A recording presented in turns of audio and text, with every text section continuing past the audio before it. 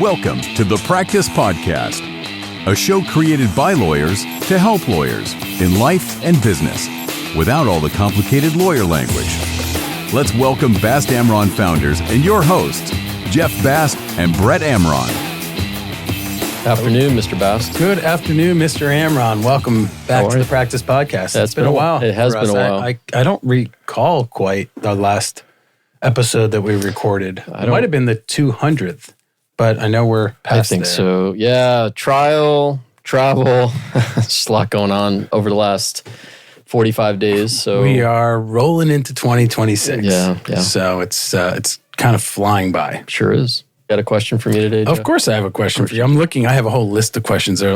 He does this through ChatGPT. That is not true at all. I do it in various settings. When I hear someone ask a question on an interview or another show or something, I say, oh, that's a good question. All right. I want to write that down. Well, let's ask the question. Okay, so what is something that everyone should do at least once in their life? Other than spend time with you?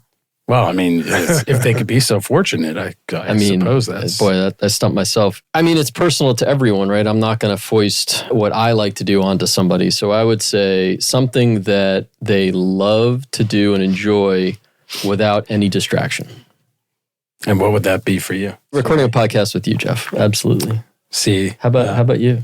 I thought about it. I had sort of two answers. One is something that you didn't think you could do. I think everyone should try to do one thing in their life that they never thought they could do, run a marathon or whatever it is, swim farther than they ever have. Yeah, it's something that the thing that they love the most, whatever that thing is. Yeah, without distraction, right? Like put the phone away and... Where you can, whether it's painting or cooking or swimming or running or something where you're just doing that thing being and detached. Nothing else. Right, yeah, exactly. I like it. I agree.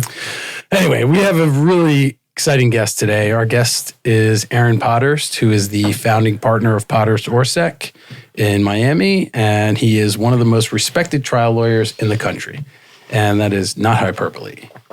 Over the course of more than 5 decades, he has built one of the nation's leading trial practices, representing clients in landmark aviation, complex commercial litigation, and class action cases across the United States and around the world. His distinguished career has not only shaped the firm he founded, but has also helped define the standards of advocacy and professionalism within South Florida's legal community. He has served as president of both the International Academy of Trial Lawyers and the Florida Justice Association. He's a fellow of the American College of Trial Lawyers, the International Society of Barristers, the Inner Circle of Advocates. These are honors reserved for the most accomplished trial lawyers in the country. And in addition to his courtroom achievements, he is also committed to public service and philanthropy. He has led numerous civic and charitable organizations, including serving as the president of the Greater Miami Jewish Federation. And he's received some of the profession's highest honors, including earning the Learned Hand Award, the Medallion of Honor from the National Conference for Community and Justice, and the Lifetime Achievement Award from the Daily Business Review. Aaron Podhurst, everyone. Aaron Podhurst, yeah. Usually I want to cut, when I get these bios, I want to cut those, and I was like, there's really nothing to cut here. And they're all... I mean, to be honest, I think we could have just stopped at Aaron Podhurst and everybody would know. Yes, that's true. Right? That's true. How accomplished he is. So we're very grateful to have you here. I'm very pleased to be here. Yeah. Aaron, is there something that you would add to the question I asked Brett about something everyone should do in their life? I think the most exciting thing, which you can try to do, not everybody's going to do it, is to save somebody's life in the sense of putting them back on the right road. I like that. When they've gotten off the road. If you could do that and resurrect a human being, it's awfully good for your inners than to know you've done that. I think that's challenging at times, but when you've done it, you feel very good. So doing good. Doing good. Yeah, I helping agree. Somebody who needs help. Do you have an example, without using names, of course, something that sticks out in your memory of having done that? Well, people have asked me, and if I go too far, stop me, guys. People ask me, what's the most gratifying case you ever handled? And believe it or not, it's a pro bono case. No, that's totally believable, for sure. As a young lawyer, when we didn't have too much money and costs and those things were difficult, got asked to represent a couple, two Italian people, husband and wife, who ended up running away as felons from New York to Florida. And how did that happen? They had adopted a baby, and under those archaic laws, it was a bad statute, the natural mother had 1 year to decide whether she wanted to change her mind. If you think about that, that's too long a period. Yeah. Because who's the infant going to get attached to? The adoptive parents. Of course, yeah. So in any event, they adopted this little baby, and they couldn't have children of their own. They were in the real estate business, but not greatly successful, but very lovely people. And the day before the 1 year, the natural mother, who was from the country of Colombia, very nice young woman, came back and changed her mind and wanted the baby back. And they said no. And they went to court, and the judges all made the same mistake of making their ruling, but leaving the baby with the adopted parents. And their ruling was the law of the time, which is she had a year, was statutory, and she exercised a statutory right and she gets the baby back. But if you leave the baby with the adoptive parents, you guys are smart enough to figure out what's going to happen. They just fell more in love with the baby fell more in love with the adoptive parents, and time kept going. So in New York, the appellate division is the intermediate court. Right. The trial judge ruled that the statute's a statute, goes back to the natural mother. The appellate division, same thing, again leaving the baby with the adoptive parents, another mistake. Went to the Court of Appeals in New York, which is like our Supreme Court. They did the same thing. It's now a 3-year-old baby. They're told to turn the baby over to the authorities. They pick up and leave and go to Florida. And through a friend, I get asked to do the case with Bobby Orsak. The name of our firm is Podhurst Orsak. He was number one on the bar exam in New York, a really bright guy and my closest friend at the time. So I said, Bobby, we got to do something. What do we do? Fell in front of a judge named William Herron. You may be too young to remember him, but he was a very religious man and a very fine judge, circuit judge. And so we went in front of him, and there's full faith and credit in the United States. One state usually has to give full faith and credit to any other state. And I said to Bobby Orsak, what are we going to do? So he put his magic to his head, and he said, there's 2 instances in the law where we don't have to have full faith and credit. One is where a crime is about to be committed, which was not applicable here. And the second is when a minor is going to be hurt by the state because the minor's rights are not being upheld. So from there, with very little money, we hired a Yale psychiatric expert, very fine doctor, psychiatrist. He came down and he said, and I think legitimately, you can't take a 3.5-year-old child and take him away from the parents. What, are you crazy? I mean, that child's going to have problems for a long time because at 3.5, they remember. Yeah. This thing was tried. The opposition had a very good lawyer. He was an ex-appellate judge named Mallory Horton, lovely man. We tried it in front of Herron. He was horrified about his Hobson's choice, and he decided it's a tough one. And Bobby was right, Orsak. The minor had to stay with the adopted parents. It went on appeal, 2-1 affirmed in the appellate division. Supreme Court of Florida did not take certiorari, and you don't blame them. I wouldn't either if I was sitting on the court. They tried to go to the United States Supreme Court, and they didn't take it either. So the child remained with the adoptive parents, and until they just died, those 2 parents sent me the most beautiful, beautiful card on Hanukkah because they knew I was Jewish. And every year for many, many years, I would get that beautiful long thing and then a P.S. from the child, who was no longer a child, as he was grown up. And there's a case called In Re Baby Lenore. They never used the real name minor. But Amazing. that's the most gratifying case I ever tried. And it gives you and it gives you that memory dividend of you're sitting here today and you got those cards for years. Never forget it. Yeah. Feel like I did a great thing. I mean, horrible. Yeah. Horrible in the sense that somebody had to suffer. Of course. But I think I did the right thing. Yeah. And I think you could say that you saved someone's life, kind of like you said before. And I think that not only the parents, not only the child, but the parents. I agree. Everyone. Wow. I agree. Can we rewind a little and please do? Let's hear your origin story. Where are you from? Well, you're not from South Florida. No, I'm going to tell you a story. Tell us where. And I'm not that religious, although I'm not irreligious. The reason I believe in God is as follows: nobody in my family, older brothers, anybody in my family ever went to college. We were in a small town in the Catskill Mountains, where you may or may know where that is. Grossinger's, Concord, and all those places. Yep. And nobody ever went to college, and I wasn't going to go either. My parents were dirt poor. And you had siblings? What number were you? Two older brothers. I was the baby. You're number 3. Luckily, I was the baby. And so I wasn't going either. I wasn't the fastest. I was about 6'2.5". I'm a little smaller now. I couldn't jump the highest. I played basketball. I was very good. I had a lot of records, but wasn't going anywhere. This is not bragging. Those years you shot with 2 hands. 2-hand set shot. Sure. I never missed. If I could get free. If I wasn't always getting free. But if I got free, I hit. Yeah. Steph Curry had nothing on me. And it's hard to believe. So therefore, I believe in God. There is no reason for me to be able to shoot and to make those things. And underlying wonder of the story is I got a scholarship to the University of Michigan.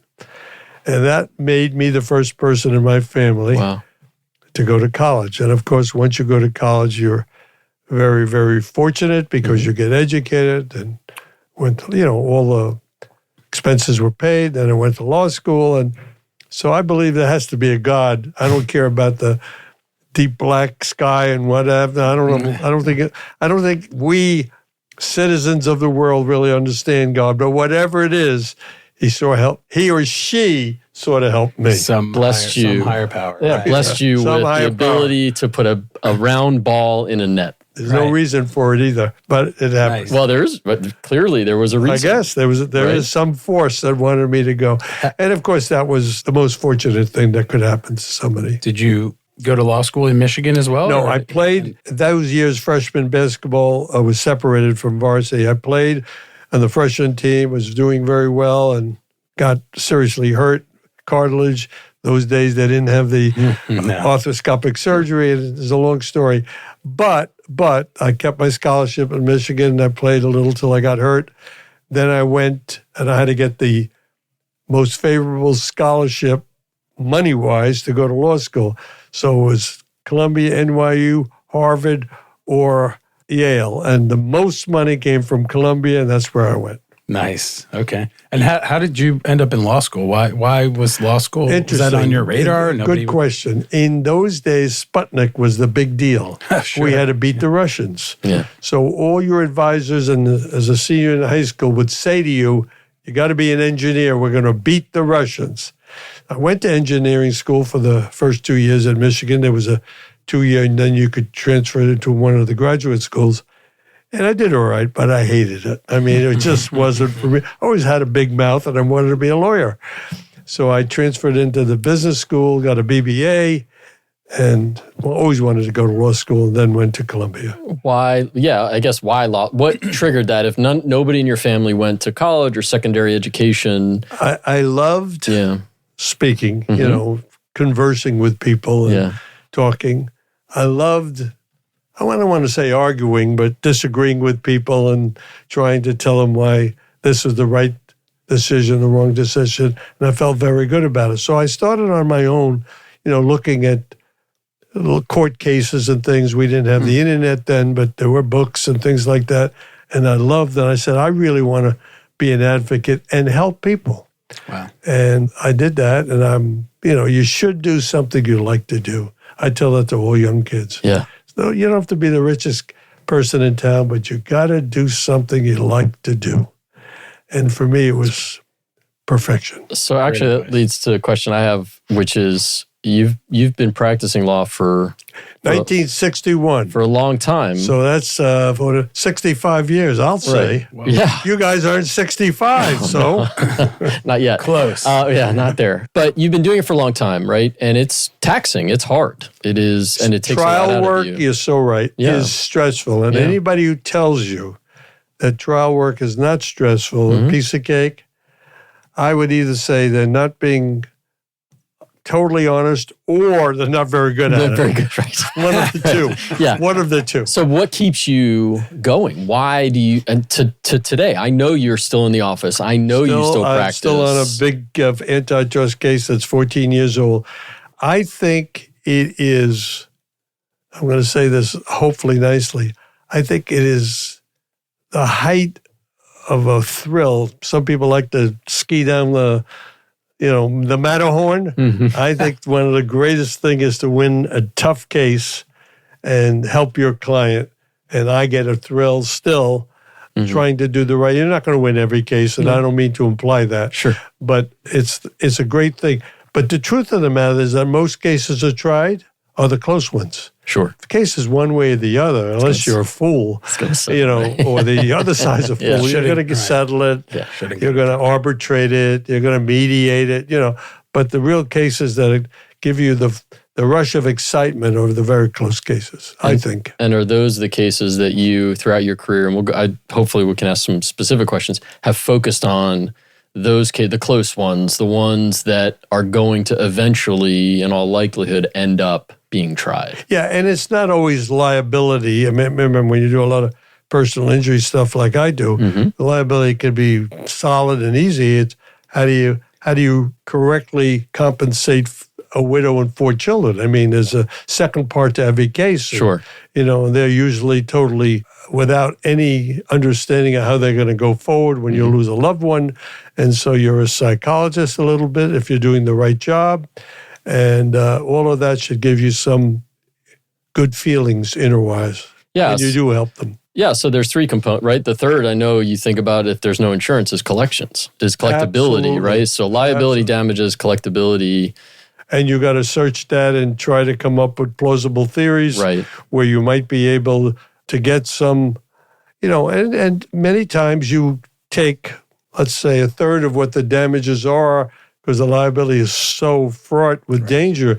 And usually, and this is true, the widow would say, what should I do? So there's a great deal on your shoulders.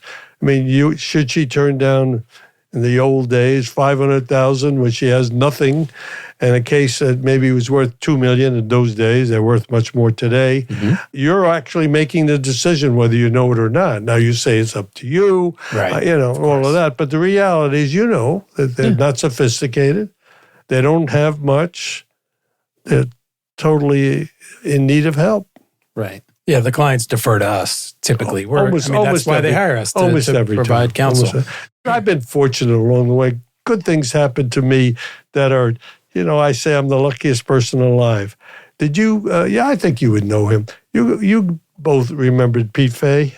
Yeah, sure. Well, Pete was a great guy. Yeah. I don't know how well you knew him, but he's a great human being, great lawyer, great district judge, and a great appellate judge. Well, in 1992, the first wide-body jet crashed in the Everglades, Eastern 401. And, of course, cases were filed all over the country. They get under the multi-district rules. They get consolidated in Florida where the accident occurred. Pete Fay is a United States district judge, so he gets all these cases. 1/3 of the people on the airplane died, roughly. 1/3 had serious injuries, and 1/3 walked away because it was the muck of the Everglades. Shows you fortuitousness, and as you said earlier, there may be a God. Somebody's looking after somebody. Yeah, of course. So I'm a very young lawyer at the time, early 30s, no money, and I get one case from somebody who recommended me as a good young lawyer. We go in front of Pete, and the who's who of lawyers are there. Names like F. Lee Bailey, if you remember that name, of course. and all those guys. And Pete had a great great patience with people. So the whole day, all of this, who should serve on the PSC, what they call it, because you can't take the same deposition of, the president of Eastern Airlines or the FAA 100 times. It's got to be organized. And they were all going through this for hours and hours, and he's listening as only Pete could do. And I get up, one sentence. Your Honor, I have one case. I'd like to be on the committee. Don't ask for the chairmanship. I'm the only one who didn't ask for the chairmanship. And I sat down, and I'm young. So he goes through this for about 5-6 hours. And he says, all you guys are going to fight forever. You really are. You're not going to get along. But I know Mr. Podhurst is a young lawyer.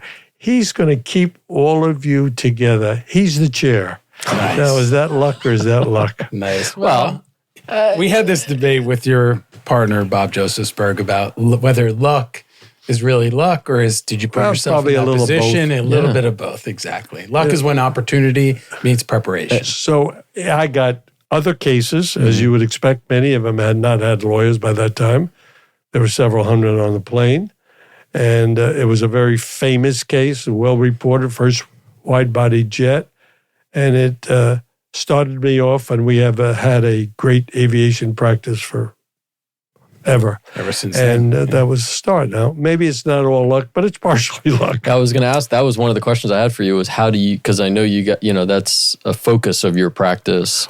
How did you get into that? So it sounds like it was... That's how I started. Yeah. And just as an aside, now there is a doctrine, you fellows will know what I'm talking about, of forum nonconvenience. Okay, of course. So if an accident doesn't happen in Dade County, it's going somewhere else. There are exceptions, but... Generally. Pretty clear. The law's changed. Now, it's not all bad because we're so well known now, whether it's going to Indonesia or where it's the 738 MAX problem, 737 MAX problem with Boeing, and it's going wherever it's going, Ethiopia. We get those cases because we've been doing it for so long. They're very expensive to handle when they're far. But the insurance people, Lloyd's, all of them. You don't want to go through this with. You guys want to settle, and so it's changed. But there are very few people doing the work now, so it's stayed on. So this was 1992. You said 61. You had 1972. Oh, 72. Okay, sorry. I thought you said 92. I may have. You did. I did. I misspoke. That's what I thought. Okay, 72. That makes more sense. And you had already been practicing down here. How did you end up in Miami? To get married, folks. So I grew up in the Catskills Mountains, like I told you. Yep. My wife grew up on Miami Beach. We met at Michigan. She was a freshman. I was a senior. La-da-da-da-da-da.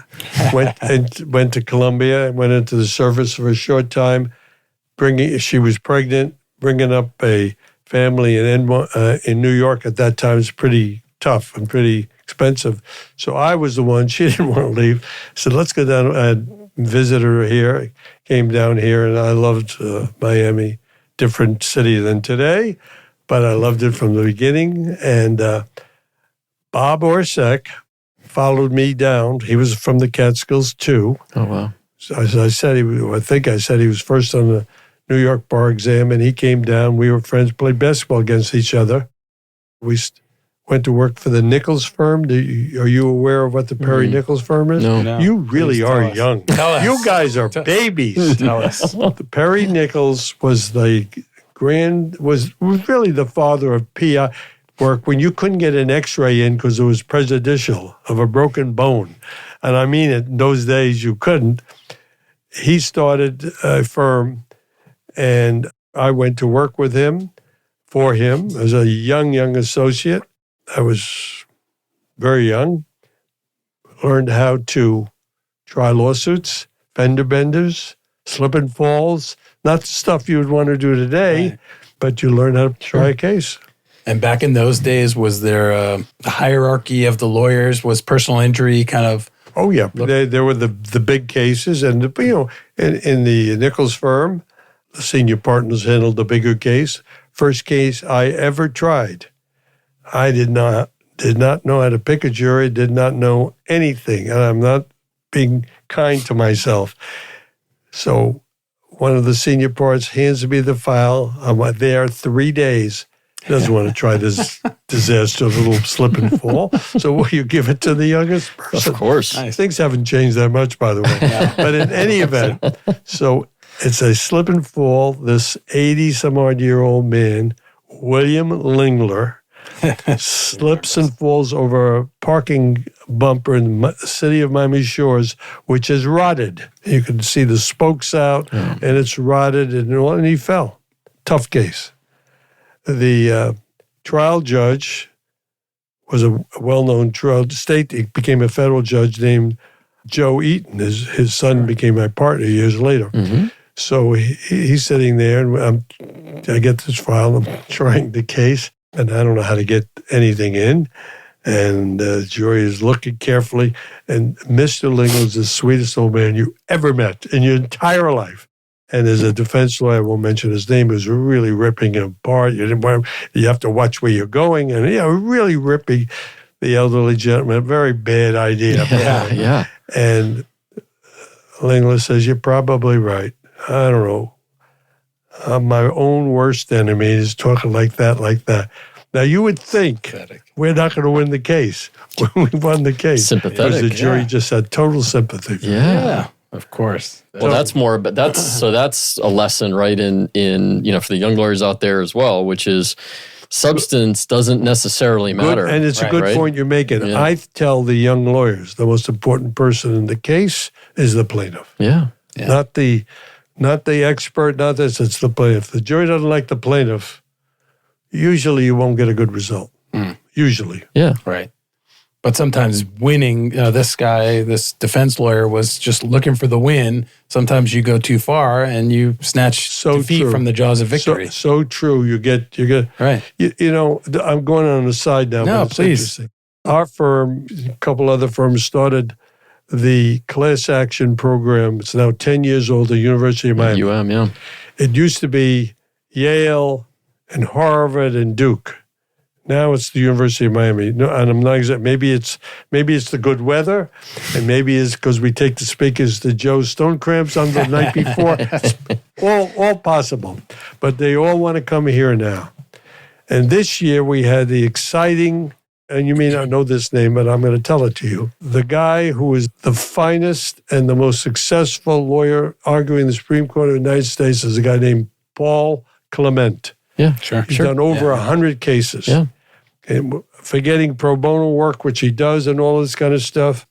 Amazon wants him, and he says it's $10 million for me to do it. They pay it. I mean, he writes his own ticket, and he's that good. So I, through another contact, being old, I know a lot of people, got him to come down here to be the guest speaker at the class action. Our partner, Peter Prieto, interviewed him as a luncheon speaker, but he came the day before to speak to the students and to tell them how you prepare a case, how you have to know the file cold. No. He's also a guy who uses no notes. It's all here. No notes. Never has a piece of paper when he goes. I don't even like when the waiter does that. You got to be my pretty order. smart. That sounds crazy. So in any event, he is teaching the kids how to argue a case. And I say, that's just akin to Albert Einstein going to the engineering school and teaching in the formula of relatively equal to MC squared, or Frank Sinatra going to the Frost Music School and here's how you put over a song. I mean, it's the epitome, and these kids had that opportunity. And it's wonderful. You get a great feeling, and without you, it wouldn't have happened. Yeah, I mean, you guys have built that practice down here. You don't take the credit, but you got to say, I know, I got him to come here. Yeah. Through another friend. Well, there's a reason for that, right? I mean, it's because being old. You're old enough, you know everybody. Being old, maybe experienced, not old. We'll use that term, but being really good and putting Miami on the map because of what you've done and what you've accomplished. But again, we were talking about good feelings and giving back. And, who knows? You will never know. I will never know how many of those several hundred students learned that this is for me and I'm going to do it. Clement said this and so forth and so on. Wow. And so you feel good about it. So speaking to either young law students or young lawyers, why should they take on pro bono work? Why is that it's so important? Because I know that is a cornerstone of what you and your firm do. And We I do know a your lot- former we do a partner lot of- Bob did a ton of, as we talked about. Bob did more than Yeah. anybody. I used to yell at him regularly. Too much. Bob, he said- we got to pay the electric bill, Bob. Bob once said, I remember Bob, I was watching him speak at a meeting and he said, when a new matter comes in, if it's a paying client and you're so busy, you're going to take it. So why is it different when a pro bono matter You're comes exactly, across? that's a very good quote. Yeah. And Bob always wanted to help people. I'm just telling you, he always wanted to help people. He really didn't give a damn what I thought or anybody else. He wanted to help people. And pro bono is important for three reasons to me. Number one, if you want to be a complete lawyer, and I said this earlier, if you really want to feel good inside, you have to help people. And many people can't afford lawyers unless it's pro bono. Mm-hmm. I mean, who's going to take on Amazon in a matter because the truck went this way, that way, and so forth, if you can't get a lawyer? And they got one of the firms with 3,000 lawyers who, are handling this. So, number one, you're helping people that way. Number two, pro bono, in my opinion, helps the reputation of the firm. Most people admire people who do some pro bono work. And number three, judges like lawyers who have a feeling that they're giving back to the community. Judges. And as I said or alluded to earlier, the case is one-sided. It's probably going to get settled anyway. It's not going to get there. But these judges have discretion on key rulings. They really do. Sure. And they're not going to get reversed because the appellate court's going to say, do I really want to reverse this, even if they're slightly wrong? So having the good relationships with judges is very good for your clients. I'll add a fourth to that, if I may, which is for young lawyers, it's a great way to get experience. Absolutely right. Yeah. That's how you do get experience. Right. You take the pro bono case and you put some, and we have it doing right now. I just was with Zach and he's handling a very interesting pro bono case. Was asking me what I thought, how we should handle it. It's very good for them. Agreed. It also just feels, selfishly. Feels it feels good. good. It feels good Correct. to get somebody. Boy, you're if so right. Yeah. It feels good. Yeah. And if it's an easy anything. case, then it shouldn't take too much of your time. And if it's a hard case, then they deserve to have a good lawyer. Right. And you want to win the hard cases. And, we love winning and the hard cases. again, feeling good is what it's all about. Doing what you like to do and feeling good about it. Yeah, exactly. The feelings associated with the paycheck wear off much faster than the good feelings of getting a good result for someone who deserves it. I was reading some articles about AI. It's going to get rid of lawyers, going to get rid of accountants, they're going to probably exaggerated, all that stuff. But the thing that is true is they say that electricians and plumbers aren't going to be replaced by AI. No. So you got to go and find out what's wrong and fix it. And the point I'm making is a lot of people are not going to go to law school in accounting and owe $300,000, but they're going to go become a plumber, have a good living, and be very happy. And there's nothing wrong with that. Yeah. I think there still will be a need for storytellers, which is what we are. You are so right. Human connection. So I actually have seen a lot about this recently, which is, everyone was talking about years ago, all the kids should go into STEM. They should study science and technology and math and all that stuff. And AI might replace that. What they're focused on is humanities. Absolutely. Right? Absolutely. And the human connection, as you were saying. Exactly. And that no is question. where I think I it's think good possibility. Yeah. Well, who knows? None of us know what's going to happen. But Well, you'll still be here. I may not. maybe, but that's okay. maybe. We'll see. I have another question about the firm. And I know I actually grew up with Bobby Orsek's son, John. I remember when Bobby passed in Israel. John was just here for a month. I grew up with John as a child. We had lunch. He's a very successful stockbroker who sold his practice to Franklin Templeton, the big Philadelphia firm, and he was down here for a month. All right. Well, shout out to John I'm Orsek. going to tell him. He's here. Sorry for I'm going to see him again. For the loss. You lost your partner at a young age. I remember that was it was terrible tragedy. The worst day of my life. He died saving someone's two children's lives. My little girl and two other. Yeah. His youngest son and a third, one of Josephsburg's children. Yeah. My question is, what's the key to the success and longevity of your firm? Why is Podhurst Orsek, why has it survived this long? I mean, we don't see a lot of law firms homegrown that size, last right? at that size for this long. Give you three reasons. Please. I may be wrong, but what occurs? Because we're only 16 years old, but we're, You're doing. Number one, I have chosen never to hook up with a big firm. Mel Greenberg is one of my closest friends.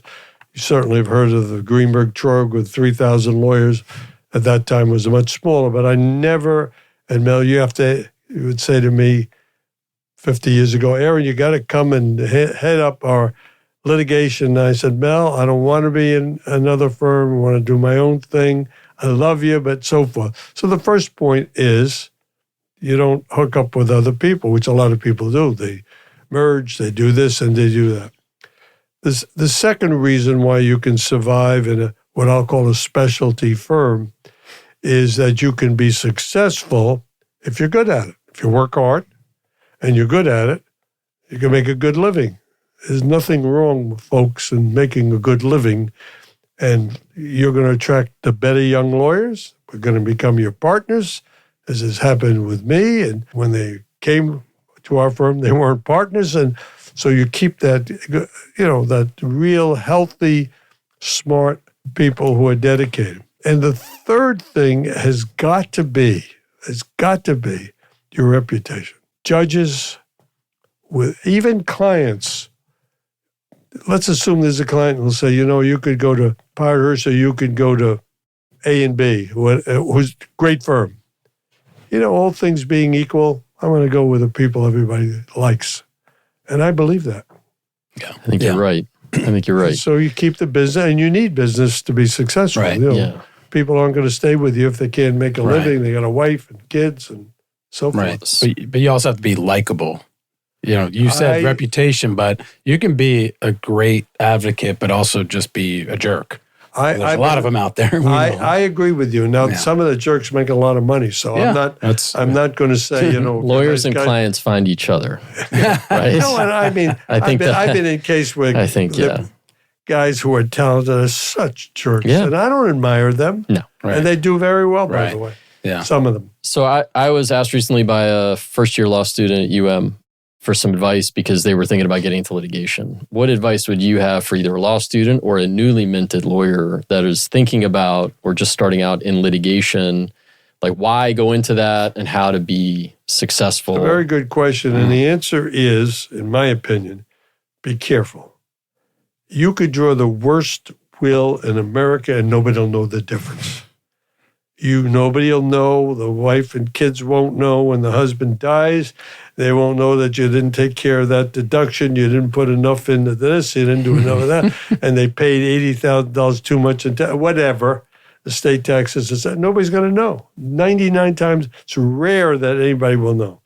You go to be a litigator, everyone is going to know because you get a result. The jury doesn't come down back very often without a result. You can have a hung jury, but then you retry it. So that breeds stress. Yeah. And so you say to a young litigator, ask your young person, to answer you correctly, you're going to have stress. If you don't have stress or you don't want stress, don't be a litigator. Right, yeah. And I believe that, by the way. If you don't, and anybody says, I don't care what happens, they're lying. Right. Yeah. If you don't have stress, you're not trying hard. Or they're not very good. I mean, when you wait for a jury, I've been doing this for 60 years. My heart is pumping there. I want to win. Right. By the way, even on substantive motions, exactly, you stress before the judge rules. It could be the key motion in the case. Right.